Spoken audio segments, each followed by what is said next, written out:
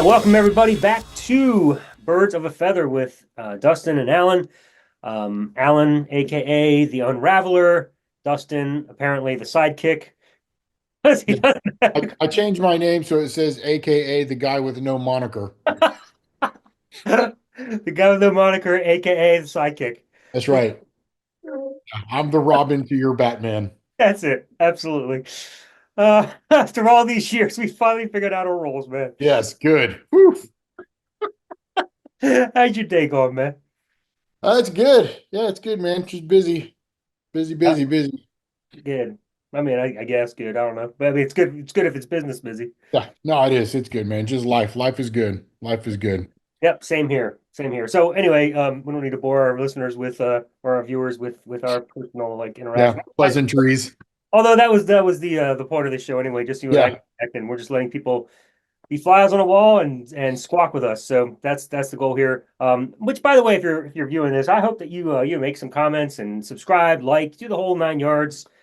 Get this out there, just because we want to hear from you. We want to know what you're thinking and what your thoughts are, and get your yeah. interaction. It's interesting, man. We are getting views.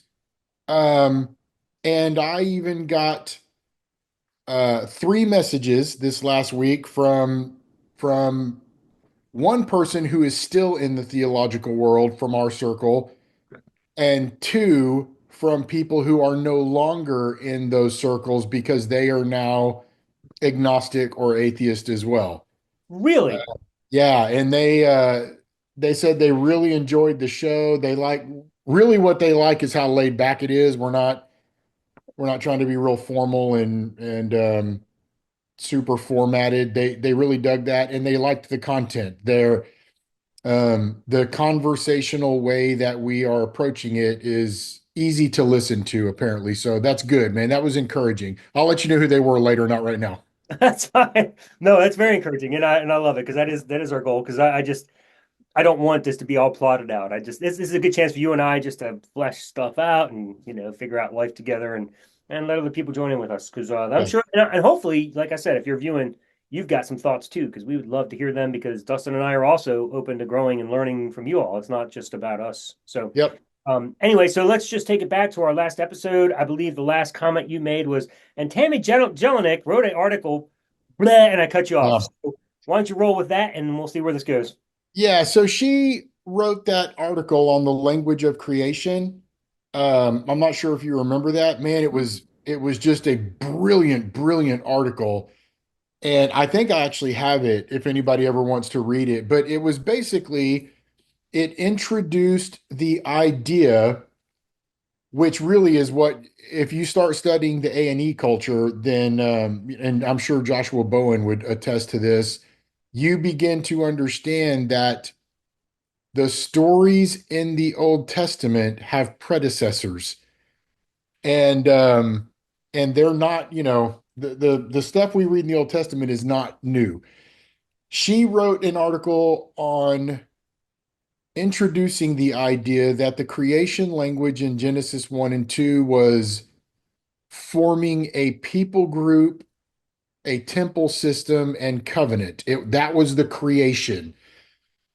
And then she showed how consistently through scripture, especially in Revelation 22, the closing of the entire Bible, chapters 21 and 22, how you see that same language. This original creation was deconstructed and then recreated um, in a new covenant context. So I remember that article itself. This was years and years and years ago, but I remember that article itself just completely blew me away.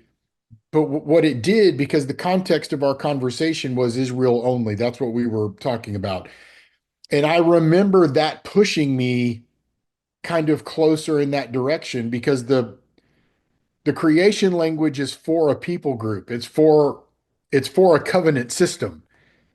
And that covenant system was only for one people group, you know? And so I remember even that at that point, all of that stuff causing me a lot of consternation, man. It really did, Alan, because the more information you begin to get, the more questions there are and the less answers you have. And honest, really honest scholars will admit that.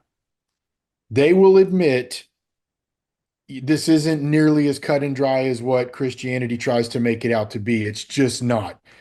And ultimately, what has to happen is you settle on an opinion based on whatever pros and cons you weigh out for that.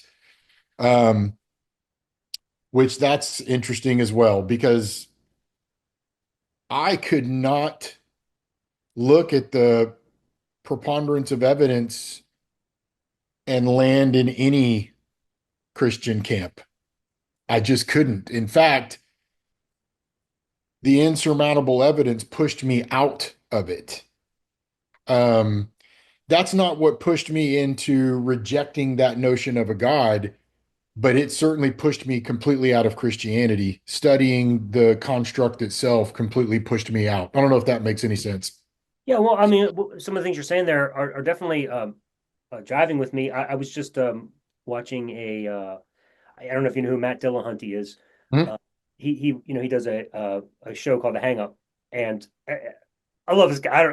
I love it. I love the whole idea that if you like are pissing him off, it just hang up on you. It's great.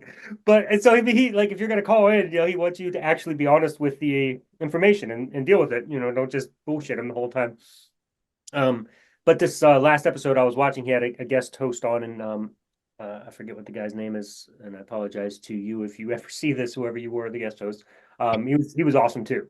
But anyway, there was a caller that called into the show, and he was talking about hermeneutics and how he knows that he understands God correctly and the Bible correctly because his hermeneutic is following the true hermeneutic, right? But these other pastors that Yeah. are part of the spiritual Holy Ghost movement or whatever, they're not following the right. And Matt just kept pushing back. He's like, "How do you know that you're following the hermeneutic correctly and they're not? Like, where's God to come tell me that? Like, it's and like it was very very frustrating to see that because and I now that I'm on the side of it because I remember using that same argument. I would always Oh, I'm me like too. I use hermeneutics properly, but really when you actually use hermeneutics properly, it leads you to atheism because the whole Bible is a mess. Like there's no logic to it. It doesn't work. Especially when you start using real life hermeneutics and you realize resurrections don't happen and virgin births without insemination don't happen. And it's like anyway. So yes, it's a big problem. So anyway, I'm going to take a second here and just kind of say another thought to counter that because this might transition us, or maybe you want to keep going on what we were talking about. Either way is fine. The conversation just flows.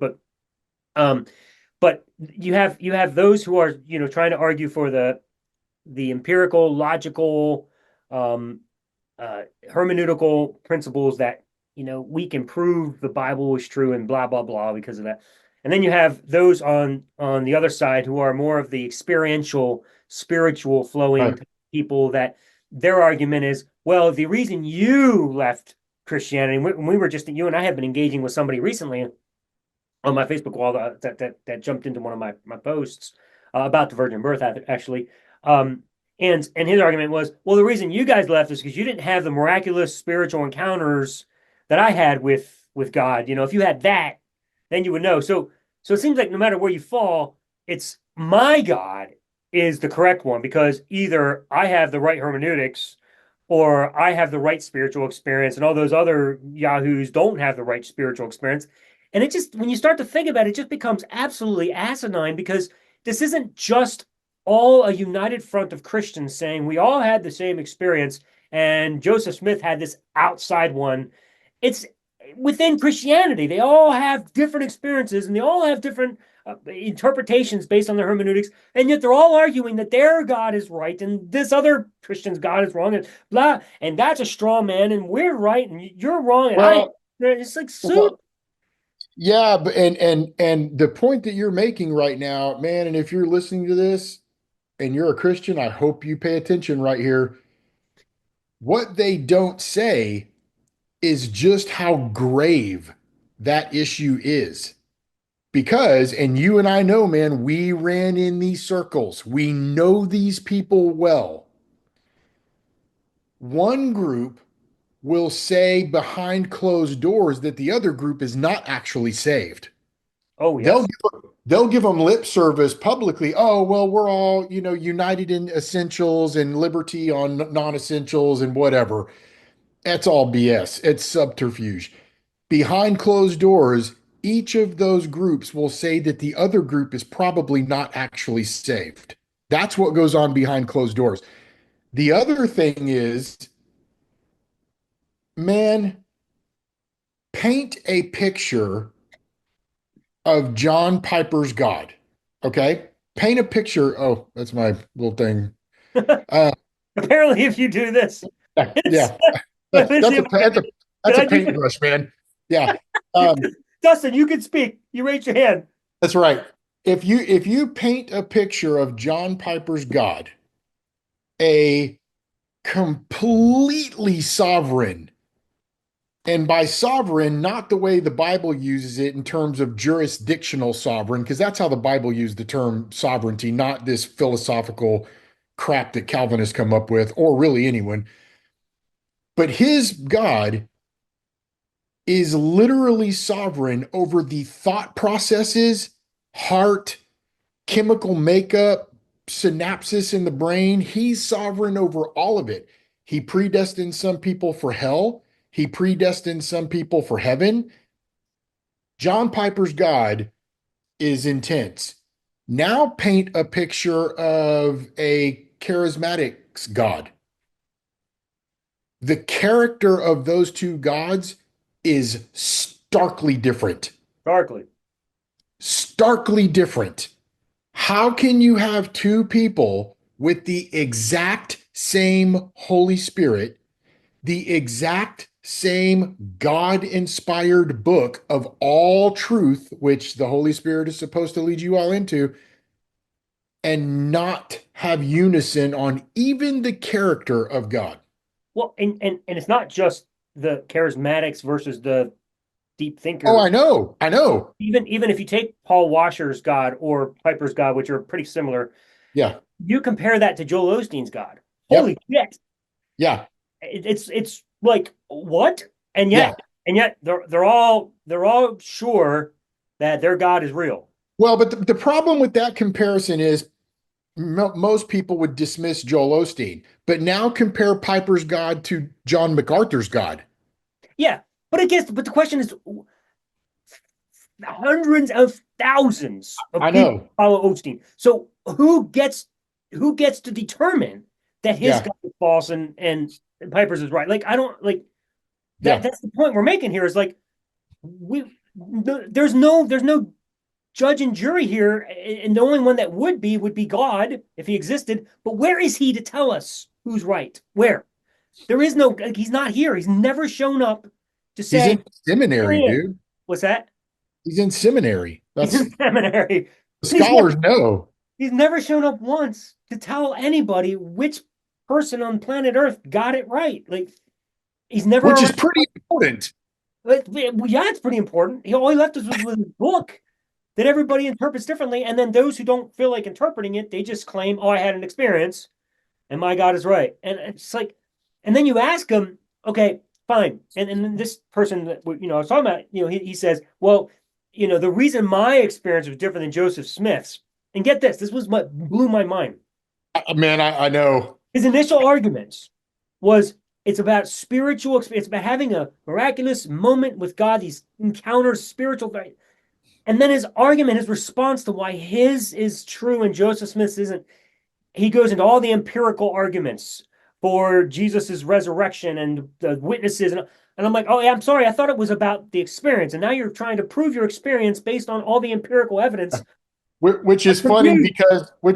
because I took him to task on that and he immediately tried to backpedal because there is no evidence for the resurrection of Jesus, not a single shred of it anywhere. And he tried to resort to telling me that Josephus and Tacitus mentioned the resurrection. And I was like, can you show me that reference? And then he came on and was like, oh, well, no, not they don't directly mention it. they don't indirectly mention it either. There's no mention of it at all No, because there is not a single shred of evidence anywhere except in the Bible. except in the Bible. The whole argument comes. But again, this is like so mind blowing to me that if you have only one book by which to validate and verify your God and all these things you argue for, how is it possible you guys can't even agree? I mean, there's no. Okay, so the argument is, well, we do. We all have the same creed. We believe in these basic salvific ideas. And I go to task in that in my book. I demonstrate how silly that argument is because you don't just have one creed. No, you've got a minimum of three if you accept the three major ones. But there are quite literally hundreds of creeds that have been developed throughout the years. Hundreds, And hundreds. even the top three that are accepted, Athanasius Creed, the Apostles' Creed, and the uh, Nicene, Nicene, thank you, is slipping my mind. Even they're different. And the Athanasian is so much. important differences, What's that? important Oh, differences. important differences. And then one's like the Nicene's so long, and then these other guys leave all these parts out, and you're just like, wait, I'm sorry, which creed? And it just depends which denomination you're a part of, and which Yeah, pastor told you you have to agree with this point. I got kicked out of seminary because I denied he shall come, instead I changed he has come. That wasn't acceptable, but I know tons of my friends that were going to seminary that denied he descended into hell. And apparently that was okay. yeah, That denial was not important, even though it's in the creed. But that wasn't so it's arbitrary. It's like literally so the approach. Oh no, we have to agree to these creeds to be a Christian, and yet nobody can agree on what's acceptable and what can be left out, and all the creeds are arbitrary. And then I have a friend of mine who read my book and read that chapter and said, "Well, I don't that's a straw man. I don't have to believe the creeds at all. I'm a Christian. You don't have to believe any of that to be a Christian. I just believe what God says." And I'm like, that's a creed. but even, yeah, well, I didn't even think about saying that. You're absolutely right. That is a creed. But then go to any church and tell them that and see what they say. Because Yeah, they will give you some creed. They will say, no, you still have to believe in such and such and such. yep, yeah, It's man. so confusing, bro. So confusing. I hate Yeah, I fell for it for so many years. yeah, it's man, I so one of the things I was thinking about this week, because I talked to quite a few people who are currently deconstructing. I mean, they're still in a haze on some things, but they see through it. I mean, they can see through it, but then there's this part of them that's like, ah, because it is such a well, and that's why in the preface I compare it to an addiction. It feels like you're leaving an addiction. It does, man. I mean, and these poor people, I try and I just comfort them and say, look, this is a process. It's okay, whatever part of that journey you're on, it's okay. If you still hold to some of this, that's okay. One day at a time, do a little more research, do a little more thinking, use some critical thinking skills, analyze the information, find some more information, and eventually you'll move somewhere else. But um, the pain these people are in is tangible. Dude, it's heartbreaking. It is. It is. It's been very sad for me to even watch the torture that people who even after reading my book, which by the way, I just want to plug that again. It's important that if you are in that stage that Dustin's talking about, this book is what you need because it's literally Yep. the book that will help take you over that fence Yeah. and help free you from all that torture you're feeling. But even those who have read it and have come to conclude that I'm right, the question some of them are still struggling with is, but what if you're wrong? Like this great fear is holding them in a prison. They just what if you're wrong? Like if you're wrong, then God's going to destroy me forever, right? They got this, and the fear is I'm gonna burn in hell it's forever. embedded, man. It's tough. It's Yep. so crazy how much that has been. And to your point earlier when you said it's an addiction. You know how I actually have in recent days really come to verify that the argument that you and I make in the book that is definitely based on an addiction. This past week, I have had a few times where I had that. I think you were a smoker, right? At one point, Mm, yeah. I know you did alcohol, and whatever else, but I remember like even after escaping the addiction of smoking and no longer having the cravings, I still recall there were times that I'd be driving around down the road and a thought would hit me and I'd just be like, I'd reminisce for a second, Like to like, light a cigarette right now. yeah, right. And then like it takes like but a second to just be like, oh God, no. And then all the arguments against it flush in and I'm like, oh, I'm not an idiot. I don't want to do that. I don't want to get trapped again. So you move on. But you still get that momentary. And I had that a couple of times this week with Christianity. Like I remember sitting down, like I was driving and I was like, it's so sad. Like sometimes I still wish there was a God that I can praise for all that's going on in my life because sometimes I feel like I don't have someone to talk to. And it's sick when you think about it. It's like an invisible friend that most kids grow out of, but I lived with him, this invisible friend, for 40 years of my life. So now it's like this sometimes there's that void and I feel it. And it's sad because and it takes but a second for me to get past that and realize, oh, I'm being ridiculous. But nonetheless, that's how I know this addiction idea is real because you get those moments where you get this craving to talk to this friend. It's Yeah, in our 12-step program, we called that romanticizing the drink or romanticizing the drug. There you can have this what's called euphoric recall, where you'll think of it's normally the first drink. You think of the first drink, what that's like, where that sense of ease comes over you and it all is right with the world. hmm, But what we always tell people is, okay, now think that through to the very end. What is the other side of that like? It's terrible. Man, it was destruction. I burned everything and everyone down around me. I spent money. I mean, it's all this stuff that addiction does. Well, it's the same thing with me when I think about, I used to write articles and they were peer reviewed on academia and people still cite my articles. I get these emails all the time, people citing my name and stuff. And there's this sense of prestige, right? For being a pastor or being a theologian or running in those circles. So you can get these momentary feelings of euphoric recall where, well, wouldn't it be nice if? But then I stop and I think all the way through to the end of that, to the misery I felt trying to reconcile all of the contradictory evidence, all the contradictory philosophies, all the contradictory statements, and it quite literally nearly killed me. yeah. And I do not ever want that again. I hear you, man. Maybe mine was not never as extreme as yours, but you also went through way more than I ever could even imagine. So I'm very familiar with that part of it. But to your point, I definitely know exactly what you're saying. I think it through to the end, and immediately, like with smoking, it's just so easy to be like it starts to make me gag actually, because I'm Yep. like, oh my God, and then I remember all the times that I have to go outside in like sub negative 30-degree weather to fucking smoke my Here. right because I need and I'm like, why would I ever want to do that again? Like I don't. It's either all the cigarettes or none of the cigarettes. You can't just smoke one. It's just never like that. So when I think it through, I'm like, ugh, and then I like, ugh, and I'm done with it. Right? It doesn't take long. And the Yeah. same thing happens with my desire to praise this God.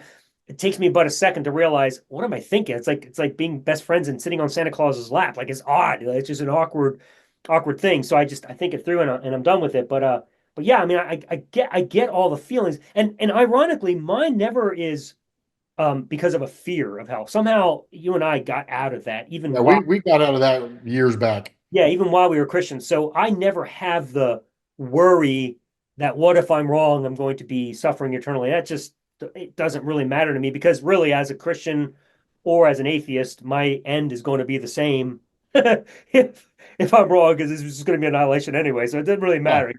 So I'm good with my conclusion. So I don't have any fear. I just have that momentary miss something. In fact, doesn't it's not much different than moments I have missing my ex-wife. We've been divorced for many years, but when you're married for 20 years, you still have that phantom limb sometimes, that Yeah. you're driving down the road and a thought hits you and you're just like, oh yeah, I would love to just, you know what I mean? What if I should have, I could Right, have. right. It's all that. It's all that. So yeah, I mean, I still get that sometimes, even though, even though I have no desire to ever go back. But anyway, the point was, but yeah, we still have those moments. And so I get it what these people are going through, and they're not even on our side yet. They're still struggling with the fear. So it Yeah. sucks. Yeah, it really is, man. It is very, very heartbreaking. And that's why I just try and console them and encourage them. Look, there's no the ironic thing is there is no expectation. You have been thinking there's an expectation from this despot in the sky for all these years of you needing to have all this right or understand. There's no expectation from anybody or anything. You can just be on this journey and it's okay. Wherever you are, it's okay exactly where you are. Yeah, yeah. It is. It is. But no, that Dustin and I definitely empathize with your feeling pulled apart in your journey because so much of you has already recognized and made the decision, and you know in the back of your mind you're out and it's done. But it's taking that step into the void you've never experienced that is so fearful. You don't know what's next. And it's so hard to walk out of that illusion of an amusement park that you were stuck in, that prison cell. So we get it. I almost envision like when I think about what it looks like, I almost envision Spider-Man and the symbiote, you know, pulling apart when the bell's being hit, and it's like all this torture as he's Yeah, trying. man, that's a good anecdote. Yeah. So yeah, so I kind of visualize that. So yeah, we get it. It's tough, but I guess that's why I wrote my book. I wanted to help people get past that because it's a painful place to be, and I don't want anyone stuck there. Well, and the so I worked for or I volunteered at an organization. There's two big organizations for recovering from religion. That's what they focus on. Yeah, Alan, I went through months of training to be a volunteer to take these calls from people, and they were anonymous calls. Over 80% of them were all Christian, and the people were typically almost suicidal because they saw through all of this stuff, but yet they were scared of hell. And listening to these phone calls and to these people broke my heart. And we couldn't tell them what to believe or not to believe. We just guided them to resources, to study on the topic and just were an ear for them to have to tell what was going on in their life. But Alan, over 80% of them were all Christian. The other over 10% was Catholics. And then there were some Muslims and a few other different splinter branches, but the majority of it was all Christians. And they would call in and they were just almost suicidal. I don't want to wake up. I don't see any point in going on. I can't figure this stuff out. I don't feel this is right. This a God wouldn't do this. A God wouldn't do that. I've been studying. I see through this. I see through that, but I'm scared. yep. And for a lot of them, it's going to be the hell idea, the fear of death. Yep. But a lot of them also, it's just fear of losing family, friends, acquaintances, church fellowship. That's a big fear too. There's a lot of Well, limitations in that regard. yeah, no, you're right. And a lot of them did say that. They actually, a lot of them had already, like you and I did in our naivety, we went to people and admitted some of the things we were thinking, and man, we were not met with grace and love, were we? No, no, And most certainly and won't. that's what they are experiencing too. They a lot of these people would call in and their husband was leaving them or their wife had left them and taken the kids because this person was now a danger theologically and trying to sway these people from. I had a conversation this week. We don't have time to get into Nope, I it. was just going to say the time literally just ran out, so you're going to have to say that next time. Okay. So save that thought. We'll start with it in the next episode. All Okay. right, everybody. Thanks for joining Dustin and I. It's great to have you. Please like, subscribe, do the whole 9 yards. Please stay with us. We love talking. Give us some comments. Let us know your thoughts. Until next week, have a good time.